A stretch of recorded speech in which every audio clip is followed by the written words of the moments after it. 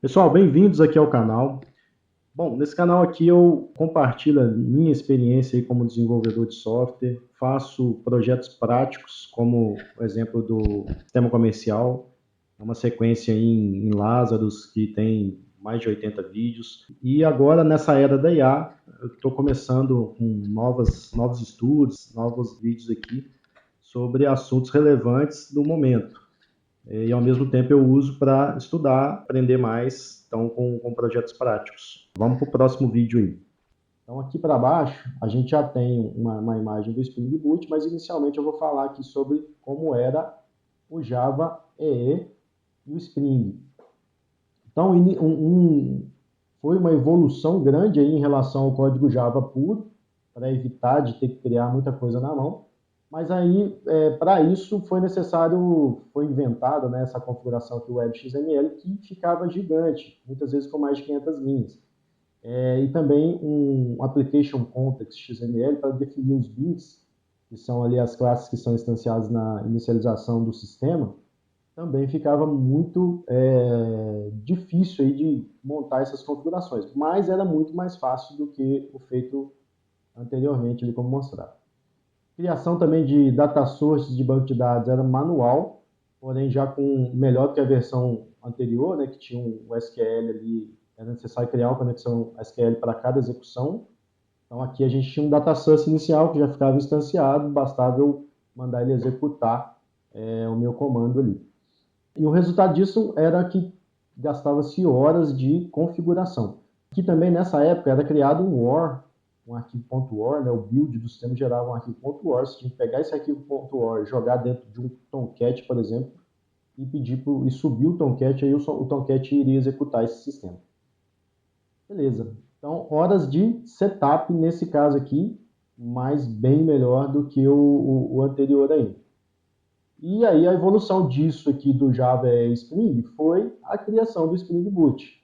Então, primeira coisa que a gente já vê no Spring Boot aí é a anotação @Spring Boot Application, que sozinha substitui praticamente toda essa configuração que tinha que ser feita aqui no Spring clássico. Também a criação do Application YAML. O Application YAML é um arquivo que vai ter ali propriedades que você pode usar dentro do seu sistema. Você pode falar, se a propriedade tiver com o valor tal, eu faço alguma coisa, se não, eu faço outra coisa.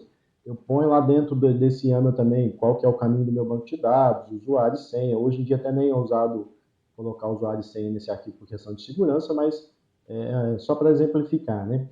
E esse arquivo pode ser criado para perfis diferentes. Então, eu tenho desenvolvimento ali em ambiente de desenvolvimento, ambiente de teste, ambiente de produção. Lógico que aí o ambiente de produção é bem mais protegido do que os outros dois. Já o ambiente de desenvolvimento e teste eu poderia fazer várias alterações ali nesse YAML para ver como é que o sistema se comporta e aí, após validações, ser levado em produção. O JAR também era um executável sem necessidade de servidor externo, igual eu tinha comentado lá que o OR criado, você teria que jogar ele dentro do Tomcat e subir esse Tomcat. Agora aqui no Spring Boot ele já gera um JAR que vem com o Tomcat, na verdade ele pode ser Tomcat ou outros dois servidores, mas o mais comum é o Tomcat, e você basta dar um comando ali java-jar, o nome da aplicação .jar, e o sistema vai subir onde tiver. Ele mesmo já vai ter um servidor interno ali que vai cuidar disso. Autoconfiguração de data source, igual a gente falou no Spring, que você tinha que configurar o data source, mas já era melhor que o antigo, você tinha que fazer um objeto para cada execução de SQL. Mas aqui no Spring Boot você nem precisa preocupar com isso, o próprio Spring já detecta ali, baseado nas dependências que você coloca, que ele vai ter um data source. O Transaction Manager, Commit, Rollback, ele já faz por conta própria. Segurança básica de endpoints, aí no caso de uma API, ele já tem também padrão. E registra automaticamente os servlets do container. Então lá em cima a gente tinha que criar o servlet manualmente. No caso do Spring, o servlet estaria configurado ali nos arquivos de configuração, e aqui nem precisa disso, ele faz isso automaticamente. Aqui tem uns exemplos aqui de dependências que, se inseridas aqui no Spring Boot, vão criar essas autoconfigurações. Por exemplo, o DataJPA, que vai criar Data Source, vai criar Transaction Manager, o Starter Web, que vai carregar os servlets automaticamente, o security, que faz essa segurança básica dos endpoints, e o Spring Boot Starter, que já é toda essa parte de autoconfiguração que o Spring tem. O resultado é a criação de um Hello World em minutos, diferente lá de horas do Spring anterior, certo? Então, o Spring Boot foi uma evolução gigantesca em relação ao que existia. Mas vamos ver aqui agora uma história de como a gente chegou no Spring Boot, né? Então tem todas as origens aqui, origens do Spring. Então, ó, em 2002, o Rob Johnson, que foi o criador do Spring Framework, publica o livro One on One J2EE Design and Development, criticando a complexidade do J2EE e dos EJBs, que é aquela versão que a gente viu lá inicialmente. Em 2003, ele lança o Spring Framework 0.9 e um ano depois é lançada a primeira versão oficial, com toda a configuração feita em arquivos XML, mas bem mais leve do que o EJB, que é a primeira versão que a gente mostrou lá no início. Então, mas ainda tinha aquela complexidade dos XML, mas já evoluindo, certo? Então aqui tem o exemplo disso, né? A publicação do livro, o Spring 0.9 e o Spring 1.0. Aí aqui nessa segunda parte, a gente tem uma evolução do Spring. O Spring foi evoluindo com o tempo, 2006, 2007, 2009. Então, em 2006 é lançado o Spring 2.0, trazendo suporte a anotações, aí a gente já começa a ver algo parecido com o que é usado hoje em dia em programação. Por exemplo, request mapping para mapear ali um endpoint e o auto-wired para fazer injeção de dependência. É aquilo que eu falei de não precisar usar o produto, new produto e passar os parâmetros. Então o auto-wired já vai facilitar muito isso. E os namespace XML simplificados. O que é isso? Então eu coloquei aqui uns exemplos. Ó, ele tem dentro do XML ele começou a ter algumas coisas que por exemplo, eu estou criando um contexto, então ele vai tratar isso aqui de uma forma diferente. Eu estou criando uma programação orientada a aspecto. Então, lá, se meu aspecto fazer algo, antes do método fazer algo. Então, eu consigo aqui dentro do XML chamar métodos aí em determinadas situações. Então, uns exemplos aí do que é esse namespace XML simplificado, tá? Até quando muitos desses prints aqui que eu estou colocando são coisas que eu não sabia direito o que era, fui buscar, fui entender o que é, até para exemplificar aqui melhor. Em 2007, lançado o Spring 2.5, que consolida o desenvolvimento orientado a anotações. Então, bem parecido com o que já tem hoje. As anotações simplificam muito, não precisa configurar um tanto de coisa, elas já têm essa configuração embutida. Em 2009, lançado o Spring 3.0, com um salto para a configuração baseada em anotações, com o @configuration. A gente viu lá na parte do Spring o arroba Spring Boot configuration. Aqui já tinha o @configuration, diminuindo drasticamente a necessidade de arquivo XML. Então, esse configuration aqui, ele fazia toda aquela parte dos arquivos XML, ele mesmo já criava isso automaticamente. Suporte a REST, introdução à linguagem SPIL. O que é a linguagem SPIL? Injeção de valor, por exemplo, @value. Eu posso ter uma variável de ambiente e eu posso chamar lá dentro do meu YAML, lá igual eu dei um exemplo para vocês, eu posso criar uma variável lá. E se essa variável estiver com valor tal, eu faço alguma coisa aqui no meu código. Eu posso jogar um valor numa variável lá, aqui nesse caso aqui é só recuperação de valor, né? O @value vai pegar esse valor para mim e jogar aqui dentro do meu código. Manipulação de coleções, por exemplo, @value. Aqui está fazendo um teste aqui, ele pega os produtos de uma lista, por exemplo. Filtra uma lista apenas itens que começam com prod. Então, está fazendo um filtro e vai retornar isso aqui em um método, por exemplo. Segurança, então eu tenho anotações de segurança para verificar se o cara é admin, para ele poder fazer ou não. Então, aqui para entrar nesse delete user aqui, o cara só pode fazer essa função aqui se ele for um admin. O sistema que eu trabalho hoje em dia, inclusive, faz esse tipo de validação, da forma que está aqui. Tá? Beleza, então a gente teve aqui a evolução do Spring,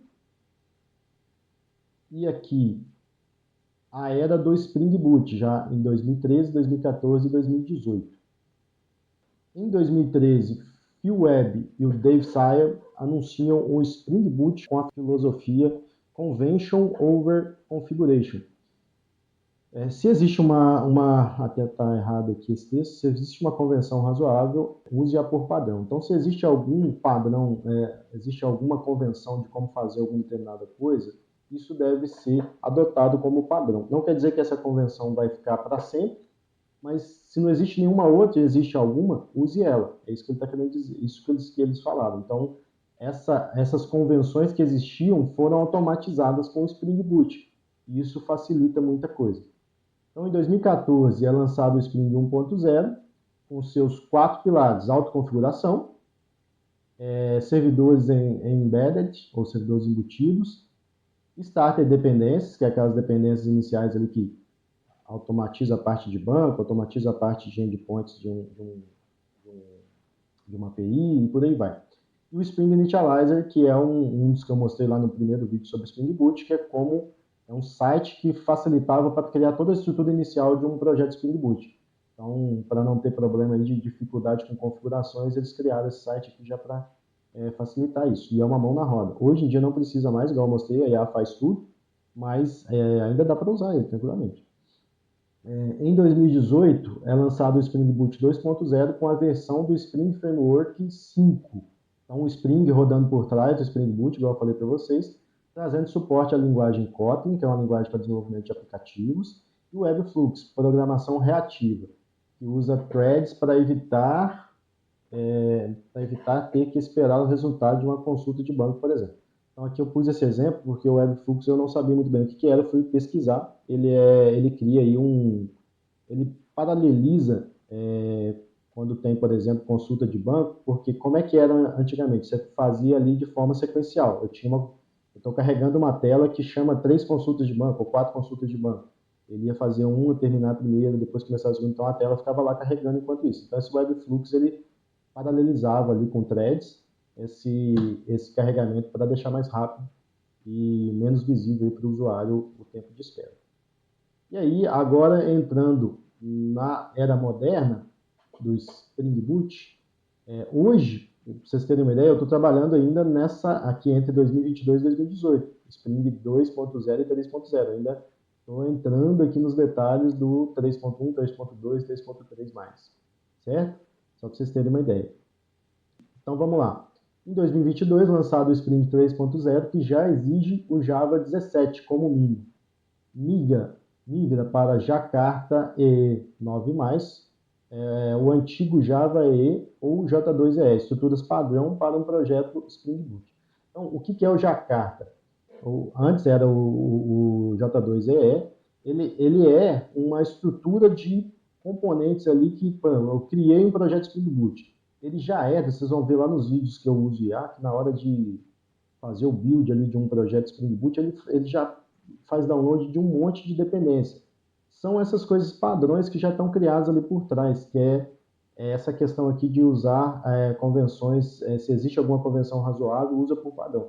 Então, essas convenções estão todas embutidas dentro desses arquivos ali que já vem junto com o projeto Spring Boot. Então, o programador não precisa se preocupar com isso, vai vir alguma convenção. Tem muita gente que critica, fala que framework pode carregar muita coisa desnecessária, pode ser verdade, mas ele facilita muito a vida para o programador focar em regra de negócio. Então, vai ter toda uma convenção ali que já é testada, já é validada, que vai subir junto com aquele projeto, e o programador vai poder focar nas regras de negócio do sistema e vai ter por trás rodando alguma coisa que já se sabe que é eficiente.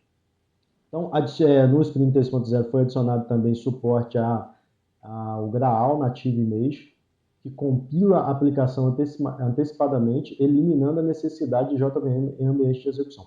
Isso aqui foi criado para facilitar aí a subida de um projeto em nuvem, por exemplo, ou para facilitar aí a visualização de um projeto em execução. Então, esse aqui é uma coisa que eu não conheço, tá? Até coloquei esse texto aqui para me orientar em relação a isso, que é uma forma aí de execução mais rápida de um projeto, sei lá, diz que usa muito em startup, por exemplo. Em 2023, lançado o Spring Boot 3.1/3.2, inserindo o Virtual Threads do Java 21. Então, esse Virtual Threads está sendo muito falado hoje em dia, que é parecido com o Webflux ali que eu falei para vocês, que é uma facilidade, uma forma facilitada de usar threads para carregamento. Quando o próprio Spring Boot já identificou, para ter um carregamento pesado aqui, vou dividir isso em threads. A manipulação dessas threads é feita pelo próprio Spring Boot, o programador não precisa preocupar, basta ele habilitar o Virtual Threads e o próprio Spring Boot vai fazer isso. Ele vai criar threads ali no seu sistema sem você precisar nem ficar sabendo. Isso vai facilitar muito para ter mais desempenho no sistema. Então aqui está um exemplo aqui de como que, como que seria ativado dentro do Application Properties, que poderia ser o Application por YAML também. Então aqui, ó, se ele tiver enable, né? Com isso o Tomcat, o Jet ou o Undertal, que são os três servidores aí já injetados no jar pelo Tomcat, né? Ou pelo Spring Boot, porém o mais usado é o Tomcat. Então, com isso, o Tomcat, o Jet ou o Undertal passarão a usar threads virtuais para processar requisições HTTP, aumentando drasticamente a escalabilidade da aplicação. Então, se eu tenho uma aplicação com muitos acessos, ele já vai usar threads virtuais já para dividir esse processamento aí automaticamente. Principais vantagens: baixo custo. Criar milhares de threads virtuais é barato, diferente das threads do sistema operacional. Então, a thread normal é a gente pedir para o sistema operacional dividir esse processamento para a gente, para não ficar pesado, para não carregar tudo dentro de uma mesma tarefa lá no processador do computador. Ele vai dividir isso em várias tarefas, mas isso é mais trabalhoso de fazer. Já aqui não, o próprio Spring Boot faz isso para a gente. Bloqueio eficiente. Quando uma virtual thread bloqueia, consulta ao banco de dados, por exemplo, ela é suspensa e a thread do sistema operacional fica livre para outra tarefa. Uso perfeito para microserviços, para API REST, servidores web de alta simultaneidade. Então, servidores aí com muitos acessos, API REST, microserviços, tudo isso é facilitado com esse Virtual Thread, ok? Então, integrativa nativa com Docker Compose e SSL Bundles. Docker Compose aí para o arquivo do Docker ali para já carregar o container com a configuração que a gente precisa para subir a nossa aplicação. O SSL Bundles, aí eu coloquei aqui um exemplo que eu não sabia direito o que era, esse exemplo aqui, eu posso agrupar todas as chaves do meu sistema num SSL Bundle. Então tem alguns exemplos aqui, ó, de chaves agrupadas aqui dentro de um arquivo YAML, tá? Como que é um SSL Bundle. Foi criado aí para, o nome meu bundle aqui embaixo, ó, server SSL meu bundle. Aqui ele aplica o bundle ao servidor web. Então ele jogou toda essa configuração aqui de cima no meu bundle, que é esse nome que está aqui. Então, em 2024 e 2025, melhorias contínuas no Graal Native Image, que é aquela possibilidade de compilação lá para agilizar e não depender de JVM onde for rodar o meu projeto. Inserção de suporte a crack, cria um checkpoint snapshot, que é uma foto, né, da JVM em execução para restaurar a possibilidade. Isso reduz drasticamente o tempo de inicialização. Então, esse crack aqui é um que eu não conhecia também, coloquei o texto aqui para eu facilitar aqui para falar para vocês, mas basicamente é como se ele tirasse uma foto ali do meu sistema em execução, e aí quando eu for reexecutar, ele não precisa criar tudo do zero, ele vai partir daquele ponto ali, ele vai inserir ali as novidades que foram adicionadas e vai executar mais rápido. Log estruturado, né, foi adicionado, é uma prática onde os logs da aplicação não são escritos em textos livres, em texto livre, para um texto, mas sim em um formato de estrutura legível por máquinas, geralmente JSON. Então, aquele log normal lá a gente tem até a aplicação que eu trabalho hoje gera log em arquivo de texto, ou então no Grafana, mas é um log textual. Então, aqui é uma forma de jogar isso para um log em JSON para poder, provavelmente, ser utilizado por aplicativos aí que fazem leitura inteligente de log. Então, note que cada salto resolveu uma dor real aí, até aqui nesse 2025 aqui do Spring Boot. A gente teve vários saltos e cada salto resolveu uma dor real que existia, que inicialmente XML demais foi resolvido com anotações, configuração demais foi resolvido com auto-configuration, servidor externo foi resolvido com embedded, startup